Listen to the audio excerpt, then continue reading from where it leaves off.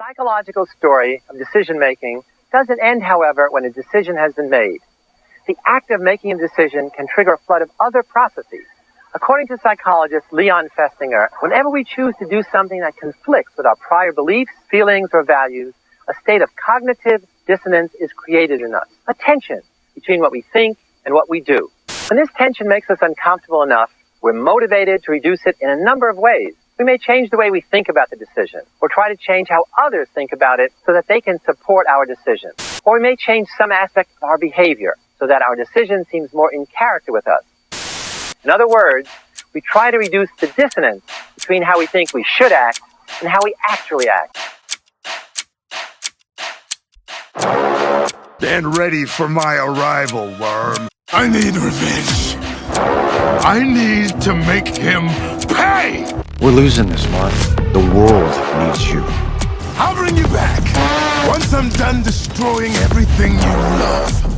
You don't mean that. Get out of my house! You don't seem to understand. Earth isn't yours to conquer. You were given orders. You were given time. You were given more leeway than most, and yet I find this planet unprepared for the arrival of our Viltrum Empire. The only thing I want to do right now is hit something as hard as I can. Good.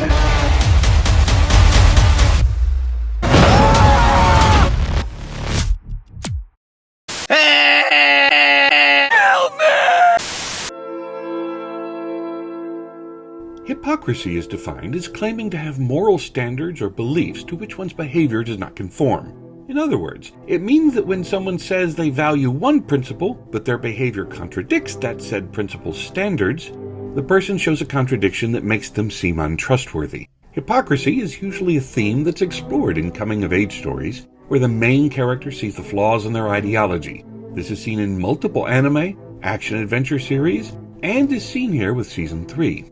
Season 3 is about hypocrisy, from the system, to the villains, to more particularly Mark and his absolute way of thinking. This parallels other stories, far better written ones in my opinion, but we'll get to that. But more importantly, it displays what the series wants to tackle, a hero's principle and how flawed it truly is. Because the battle with Conquest embodies more than just an old buff guy and a losing twink, but it's about Mark's moral failings and his temptation to violence. Also, where the f*** was this energy when the world needed him most? No, that's a lazy son of a bitch. Invincible is about Mark Grayson, a character who is transitioning from a boy with powers to an adult who says he wants to protect the world. While he's noted for being the literal strongest being on Earth, thanks to his Viltrumite genes, when a group of evil versions of himself come, each being almost as strong as him, he stays with his girlfriend in the hospital, while heroes fight and lose their lives trying to save the Earth. After realizing those who died in the battle were close to him, instead of leading the Guardians of the Globe, the protectors of Earth, he leaves, just wanting to help with minimal reconstruction. But then Conquest, a fully fledged Viltrumite tasked with checking in on Invincible to see if he conquered the Earth, sees Mark, he sees no progress, which leads us to the conclusion of this season's theme, hypocrisy. Conquest's mission is to conquer planets for the Viltrumites to flourish, which brings him to Earth. But despite his mission, he deep down just craves conflict. Meanwhile, Mark says he wants to save lives and repair, but all he wants to do is recklessly fight, destroying buildings and causing more havoc to a populace that is already scared of his image. The entire season has left a lot of people angry, and it's more than just the embarrassingly bad animation, but also about why every character contradicts their intentions, which happens throughout the season. Act 1 of Season 3 begins with episodes 1 and 2, where it explores the theme of absolutes in ideologies and the idea of priorities. Cecil, once being a young man who thought evil needs to be exterminated rather than retooled in order to save lives, shows how he has matured through his repurposing of Nightwing and the Reanimen, despite both being born through blood. I'm not turning people into anything. I'm fixing humanity's weaknesses.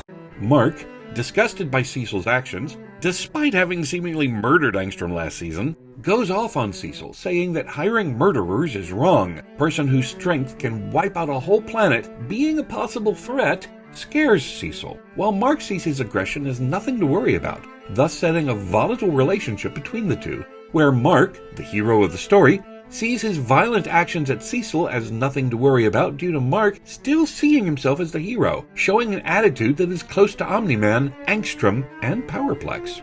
Act 2 happens with episodes 3 and 4, and it tackles the question of, is killing compatible with valuing lives? Mark, using his violence on those who are weaker than him, doesn't bother Mark, as he still sees himself as a hero. But his heroic self-image is only fueled by the very low standard of not deliberately killing his opponents, since Angstrom was an accident. Thus, he's not like the bad ones who do kill. In episode 3, Mark's younger brother Oliver kills the Mauler twins, strong clone scientists who have killed many in the past and wanted to threaten the whole country with a missile attack.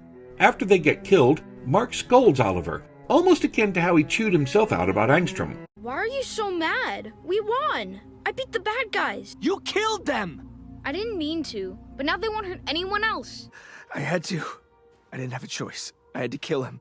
He tried to kill me.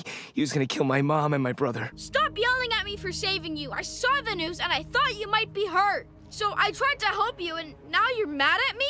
He made me do it. It was an accident, but he made me do it. I didn't want to kill him. I did it. I had to.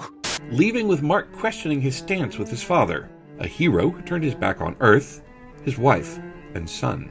Episode 4 has Mark being told he's needed by survivors from the future, but refuses as he just wants a date with Eve.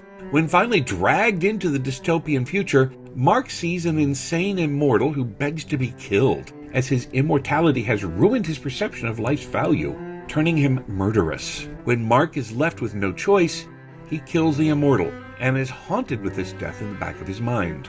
Act 3 takes time away from end-of-the-world threats to the threats that affect the home lives of normal society. Titan, a man who's in conflict with crime bosses, asks for Invincible's help in breaking out a criminal.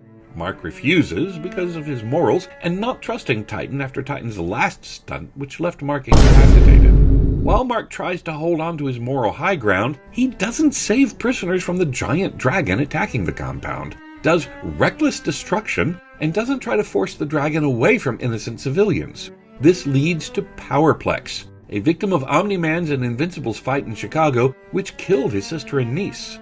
Like Mark, Powerplex wants those who did crimes to no longer be in power, let alone called a hero. Despite seeing that Mark was a victim of Omni-Man's abuse, and knowing Mark's situation, he sees him as the embodiment of destruction, making him go from wanting justice or an investigation to give closure to a man desiring revenge. This drives him to put his wife and son in danger, all for the sake of wanting revenge, but he masks it with the idea of bringing justice to Invincible, which ends up with him turning his wife and child into... Once Powerplex is in jail, Mark tries to comfort him with the idea of him remembering the victims of those who passed, which doesn't do much for Powerplex. Instead, Mark should have understood Powerplex's need for change, offering to hear him out on what could have been done to accomplish that. However, given that Powerplex has become so delusional, it's hard to say what honestly would have worked. It shows that Mark needs to confront the issues in order to make genuine change, like seeing Darkwing had changed. Well, fuck. In the mid-50s, Leon Festinger and his colleague Merrill Carlsmith conducted a classic experiment. Let me tell you now what we're actually studying here. It's the effect of preparatory mental set on performance. The rest of the subjects are prepared by being told that the experiment will be very interesting and enjoyable. In fact, lots of fun. Now I have a somewhat unusual request to make of you. Half the students were randomly assigned to the group that received $20 for lying that the experiment was fun. The other half were given only $1 for lying. The cognitive dissonance came from the knowledge that the experiment was in fact boring, and $1 was insufficient reward for lying. Many of the $1 subjects actually convinced themselves that the experiment was fun after they made their decision. To reduce the dissonance between their prior beliefs and their behavior, they came to believe a big lie for a small incentive.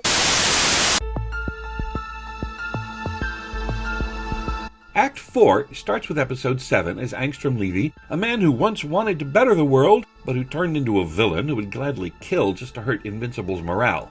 Angstrom was gifted the ability to open portals to different dimensions, and wanted to gain wisdom from alternate versions of himself. And, thanks to Invincible's accidental involvement, he instead gained delusions and traumas from his alternate selves, all of them seeing the evils that alternate Marks have committed. Fueled by this, and devoting himself entirely to harming Mark, he unleashes the same Invincibles that tortured his alternate selves onto Mark's version of Earth. Episode 7 focuses on Invincible seeing the worst of himself, and instead of confronting it, he stays with his angelic Eve. Like Angstrom not seeing how his atrocities laid waste to lives he possibly could have saved, he sees this all as a simple smear campaign. And rather than save lives, or check in on his brother or mother, Mark stays with Eve, showing that Cecil was right when he insisted that Mark is too immature to be in this position of herodom. I'm stronger, I'm ready.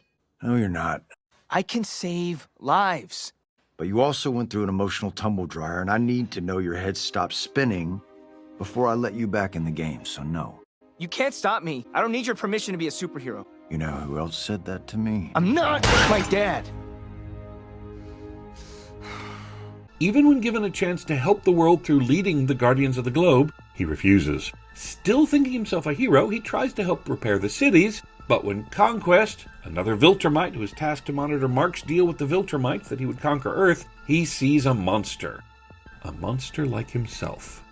In Episode 8, Conquest came with the mask of checking on Mark's progress, but in reality, he just loves to fight. Meanwhile, Mark shows the mask of wanting to protect his planet, but in reality craves to fight someone to release his inner anger and remorse. In other words, Mark, because he's upset, fights and further damages the world around him that he claims he's trying to protect. This leads to a battle between the two where Conquest endangers the Viltrumites' missions by battling Mark, and Mark ignores his role of being a hero through his reckless destruction of the city, especially with the world seeing Invincible as the source of everyone's problems. So, with this battle, Mark only values his emotions, not the lives of others or those close to him. Only when Eve is in danger and helps in the battle does Mark wake up and redirect himself. The story ends with Mark only winning by a hair and comforted by his ladylove, but not addressing the darkness that he has within himself. Episode 8 ends with Cecil, the one who was seemingly on the moral high ground, keeping a threat like Conquest alive for possible interrogations rather than letting such a threat die, endangering the Earth. Invincible as a comic is rather complicated to get into because the possible ideas are there, but it's muddied with bad pacing and shock value. The comic wasn't planned well, though it has strings of good ideas. And one idea in here is the idea of heroics and morality through the lens of personal relation. To compare, there was another comic series where the main character was a teenage boy who had moral contradictions and was in a comic that didn't bode well with others with its pacing and shock value. Other theories might predict that the man who is paid most would have the highest motivation for enthusing over the dull task. Cognitive dissonance theory leads to an exactly opposite prediction. The man who is paid $20 knows that the task is dull, but he also knows that he had sufficient justification for saying that it wasn't. How about the man who is paid $1? He knows the task is dull, but he has two discrepant thoughts. He also knows that he did not have sufficient justification for saying that it wasn't. For him, there is dissonance. Time after time, we have seen what follows. He reduces the dissonance by changing his opinion about the dullness of the task.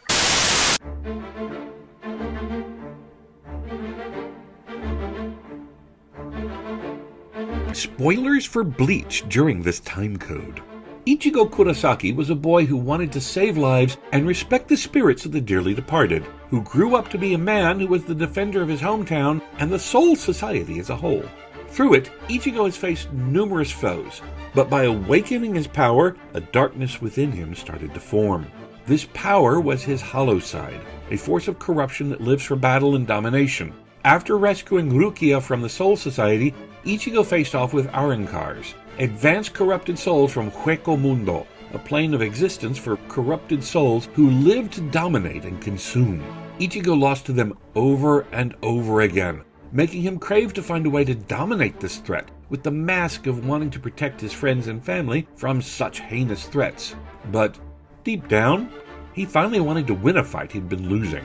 This comes to a head when the Arankars take his friend Orihime hostage, making Ichigo spring into action to save her. Once there, though, and being told the mission requires discretion, Ichigo finds Orihime, and instead of leaving, he chooses to battle Grimmjow, an Arankar who lives for battle and won against Ichigo in previous fights. When given a chance to leave and end the battle discreetly, he instead values fighting Grimmjow where it endangers Orihime and alerts many of the enemies that Ichigo and his friends are in the enemy's territory. When fighting this threat, Ichigo prolongs the fight despite it injuring him and scaring Orihime, and is only willing to end the fight when Orihime declares her priorities: Ichigo's safety.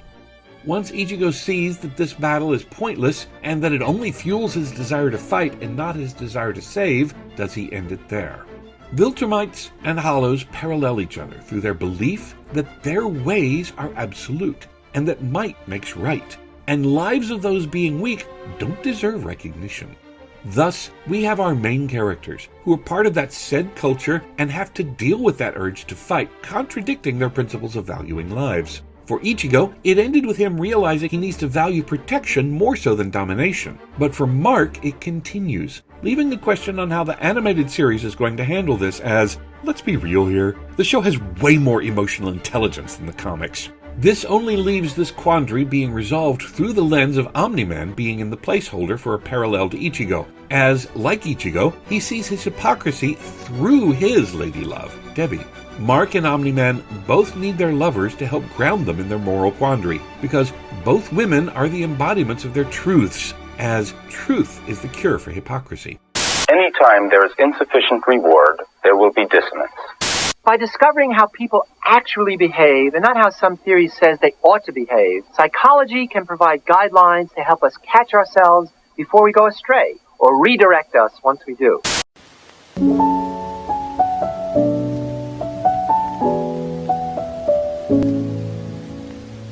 Mark's truth is that he wanted stability and identity, which was expected of him when his father was assumed to be noble. However, with Omni-Man ripping away that image, Mark only sees himself in opposition to his father and nothing else, making an incomplete identity. Only through Eve does he feel complete, as she represents a future away from Omni-Man's shadow and a building block for Mark's authentic stability and identity in growing up. But to complete it, Mark needs to confront his hypocrisy and start living his truth. The Immortal exemplifies this by wanting to start a family with Duplicate, and Mark needs to decide if he wants to be a hero or just have a normal life. Alright, he obviously can't have normal, but he needs to find a balance lest he get consumed by his hypocrisy, leaving him incomplete but violent, just like his variants. Season 4 would then be tackling how Mark can find a normal life with Eve, and seeing how that balance can work.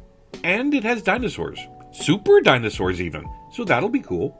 I felt like Season 3 was kind of a mixed bag, as Episode 5 could have been about Powerplex, thus giving Episodes 6 and 7 time for the Invincible War arc, giving time for Mark's trauma, Rex's death, and Oliver seeing the beauty in humanity. But it's meh. I'd give it a 6 out of 10 or 7 out of 10, but regardless, I keep seeing Debbie as the best character, and the Omni-Man plotline is alright. If interested, I'm doing 1 or more episodes on Invincible and Abuse, so stay tuned for that, and I hope to see you all next time. And don't worry, we'll bring gags back soon. Promise.